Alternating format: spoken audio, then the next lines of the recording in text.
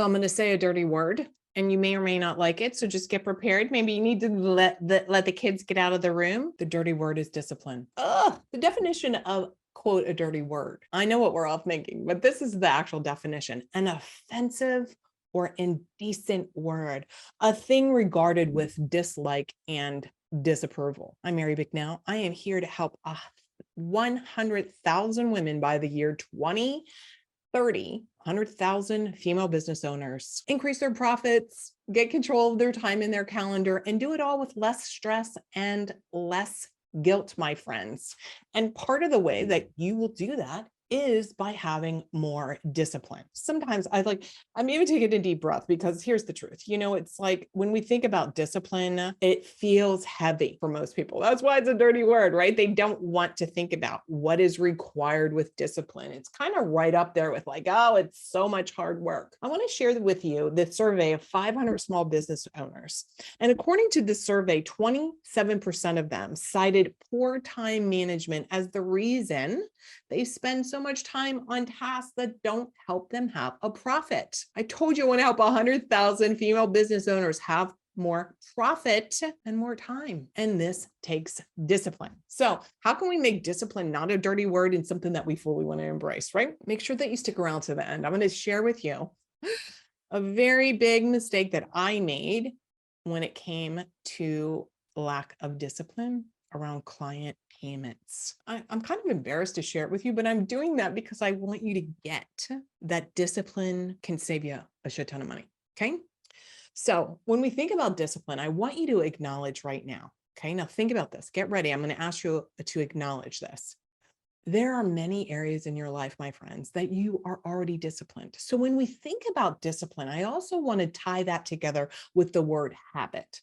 So you want to think, oh yeah, you've got good habits. Well, good habits come from discipline. And here's the thing, habits are the compound interest of self-improvement and discipline. Let me say that again.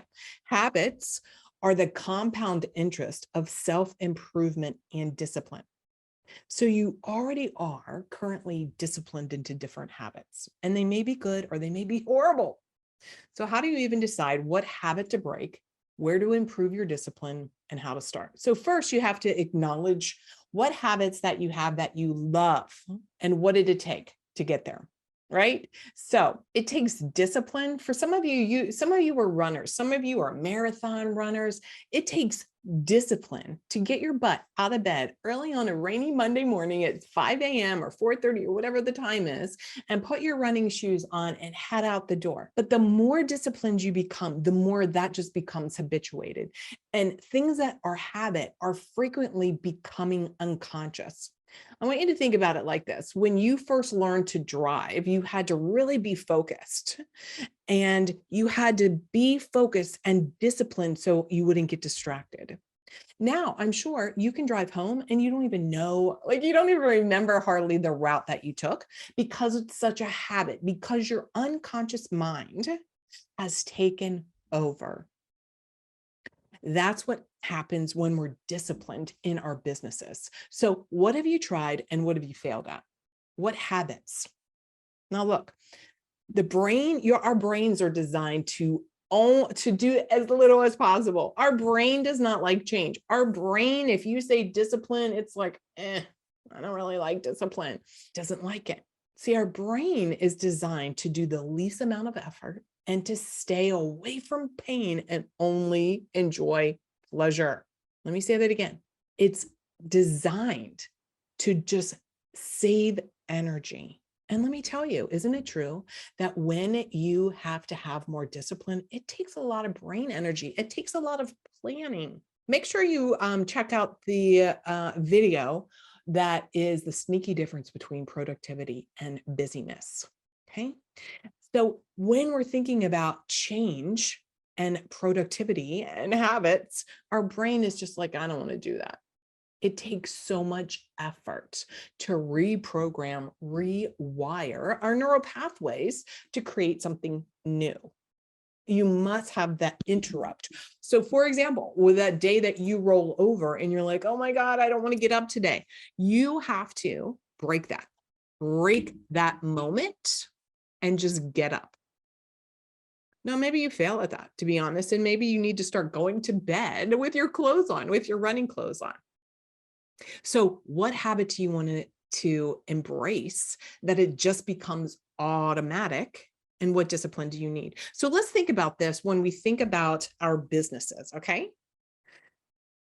First, you really need to take an inventory on what exactly are you doing to create profit, to create new leads, to create great sales, and how are you actually having more free time? Because when you're in that crazy busy mode, when you're doing a bunch of things that don't matter, that's just a habit, my friends.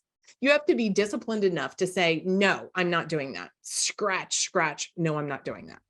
So first, you really need to take an inventory. So here's part of the question. Ask yourself, have I attained the goal that I set out to? Do I have the result that I want? Because if the answer is no, we can reverse engineer that and figure out where you need to change your habit and where do you first need to be disciplined. So one of the easiest ways to really kind of poke you in the side a little bit, right, is I want you to do an assessment, an inventory of your business around COI, cost of inaction. See, sometimes what happens is we start doing all these things. They become habits and they are not fruitful. They don't produce a result. And we don't do all these other things that are new. We don't take the time to plan. We don't take the time to sit and evaluate what we're doing. So I want to ask you, if you're not doing those things, what's the cost of your inaction? Sometimes that's where the rubber meets the road, friend, right? Sometimes you have to say, oh my God, I'm working too much. I wish I had 10 extra hours a week so that I could do other cool stuff in my life, take my kids to the game, be the PTA mom, be the homeroom mom. Maybe you want to write a book. Maybe you want to do yoga. Start looking at all the other things that you have not been able to accomplish because in one area of your life, you don't have the discipline to let go of all the BS things that don't matter. So once you do that, you have to examine, sometimes the truth is money's a motivator, emotions are a motivator, and time is a motivator. Which one of those things do you want more of? The cost of inaction for you not making more money, cost of inaction for you being too stressed or feeling really guilty. Maybe you are, hanging out with your kid, thinking about work, or being at work thinking, oh, you would love to be at the Halloween party today, but you're not because you didn't have the discipline to get other things done. So what is that? How is that impacting you? Sit down and be rigorous. And here's the thing. This is not about being, kicking you in the ass, right? This is not about you being your own ass kicking machine. This is about you granting yourself and acknowledging how powerful you are when you take full 100% responsibility. See, sometimes your habits, they've just become habits because somewhere along the line, somebody gave you those habits. Somebody modeled that for you. So the truth of the matter is, if you've not sat back and said, God, do I even want this, right? Do I even want this? Then here's an example. One day I just said, I'm done cooking. I was just like, I'm done. I am tired. How did I get to be the cook all the time? In my house, my husband and I, we have a great relationship. So we've been together 18 years and whoever cooks, the other cleans. I hate to clean. I hate to clean the kitchen. I've been doing that since I was 5. I was a latchkey kid from 5 years old. Take a pause, all you moms. I can't even fathom putting my kid, a latchkey kid. But here's the thing. It just became a habit that I was the one that go to the grocery store and I was the one that and it was like this implied relationship. One day I said, I'm done. So I started ordering HelloFresh. My husband does some of the cooking and now I feel like I do it when I want to. But the cost of not being disciplined enough to say, I don't want to do this. So it's not only doing something, but it's being disciplined enough to speak your word and speak your mind. Most of the time, somebody else told us not to do that.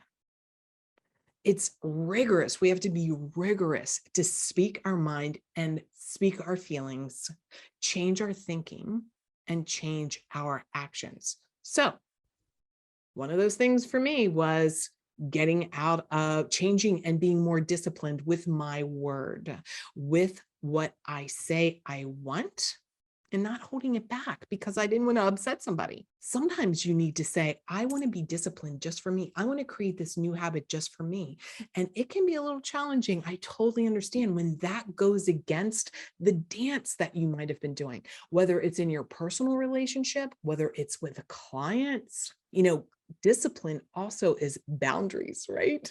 When we have boundaries, so those two words, are they both dirty words? I want to liberate you and help you think about those two words give you freedom. When you take that responsibility, it gives you freedom. You can step more fully into your power. So, how do we create a new pattern interrupt for your habit? So, are you showing up every day? Maybe on social, maybe connecting. Are you following up with people? As the business owner and the CEO, are you only doing the things in your genius zone? Make sure, if you're not sure about that, find the video that's the 5 steps on how to get control of your time, your calendar, and your life. I'm going to help you figure out what you are in control of and not. What about your money? Okay. Are you disciplined enough to look at your P&L every week so that you can look at where can you cut back? Where can you make improvements with your profit? So maybe just take a few minutes every single week to do that every single week. Where can you be rigorous on giving yourself an inventory? So if you're even feeling like judging against yourself, I want to give to you the fear breakthrough formula. Go to MaryBicknell.com/gifts. And this is going to walk you through, how are you judging things? What's your expectation? What is your attitude? What's your reaction? What's your response? What's your feelings? You're going to examine this. So if discipline feels like a dirty word, I want to encourage you to apply the fear breakthrough formula all around discipline. Go to MaryBicknell.com/gifts. Now, let me tell you about my biggest mistake so that you can avoid it. I have to be candid, and this is embarrassing, that I was not disciplined enough to look at my money every single week, you guys. A lot of women say to me, oh, I'm not good with numbers. Oh, I'm not. And that's, by the way, bullshit. If you can add 1 + 1 equals, say it out loud too, right? If you can add 1 + 1 = 2, guess what? Numbers. And by the way, numbers is money. So when you say, I'm not good at numbers, what you're saying is, I'm not good at money. And this is what most women have been given. The man makes the money, the man's in charge, all this bullshit. Anyhow, what happened with me is I kind of bought into that, and I was not looking at my P&L every single week. And what happened is I missed $8,000 in payments from someone. Oh my God, I'm like so embarrassed to even say. I didn't even know about it until like the end of the year. And of course I wasn't going to go back. What was I going to say? Oh, it didn't even matter enough to me. That's not true. Of course it mattered. I just hadn't had the discipline and the habit to look at my statements every week. Now I write down every single day. All right. Now let me not say every single day.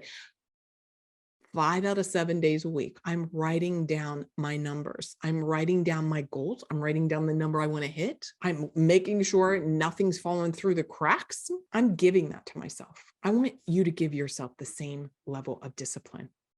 What's the cost of your inaction? The cost of my inaction was at least $8,000. God knows how many other things I didn't know about.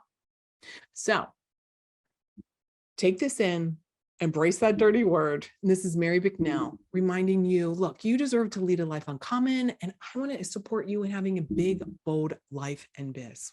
Talk to you next time.